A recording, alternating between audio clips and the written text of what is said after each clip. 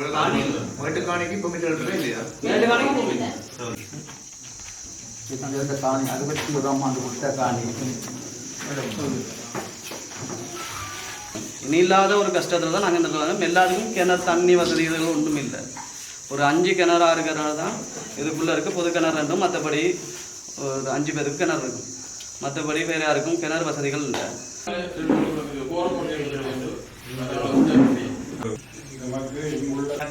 நாங்கள் செய்கிறதுக்கு தயாராக இருக்கிறோம். ஆனால் நீங்கள் நாங்கள் செய்து போட்டு திருப்பி விட்டுட்டு போகிறார்கள்.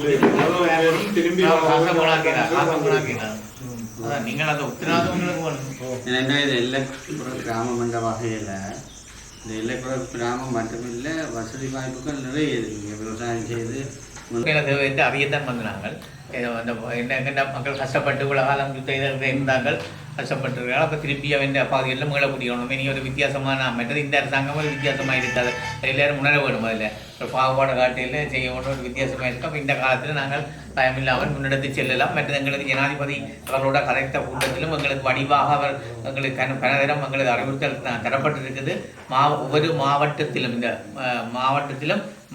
மாவட்டத்திலே குழுக்கள் அமைத்து இந்த மக்களுடைய காணிகள், அந்த விவசாய காணிகளாக இருந்தாலும் சரி, அல்லது அவர்கள் குடியிருக்கிற காணிகளாக இருந்தாலும் பல இடங்களில் வந்து உங்களுக்கு தெரியும் பல அநீதிகள் நடந்திருக்கு. ஏற்கனவே 2012ஆம் ஆண்டு அந்த கூகுள் மேப்பை வச்சுக்கொண்டு சில கசர் பண்ணி போட்டினோம். வனவள திணைக்களம், மற்றது வைல்ட் லைஃப் திணைக்களம், அப்படி ஆர்கியோலஜி அப்படி இப்படின்லாம் கணக்கு நடந்து போச்சு.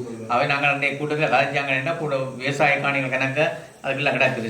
விவசாய பூவை இல்லாமல் கிடக்கு. அநேகமாக 84-85ஆம் ஆண்டு இடம்பெயர்ந்து வாக்கின்ற காணியில் இப்போ அவங்க திரும்பி போக முடியாமல் கிடக்கு. இடங்களில் காடுகளாக கிடக்குது. அவங்க கசர் பண்ணி வச்சுக்கிறாங்க இல்லைன்னு சொல்லி அவன் அந்த கிணறுகள் கிடக்கிறதுக்கு அந்த கிடக்கு. மற்ற பல குளங்கள் காடுகளுக்கு வருது.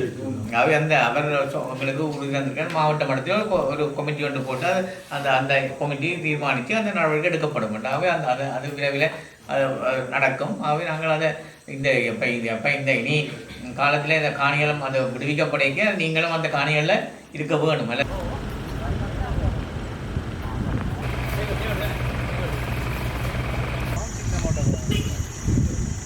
2-3 வருஷத்துக்குள்ள செய்த துருசு வேலையாக கிடக்கு. இது ஸ்பில்லுங்க ஆங்கள் மெத்தட் நடுவில் நடந்திருக்கு சார்.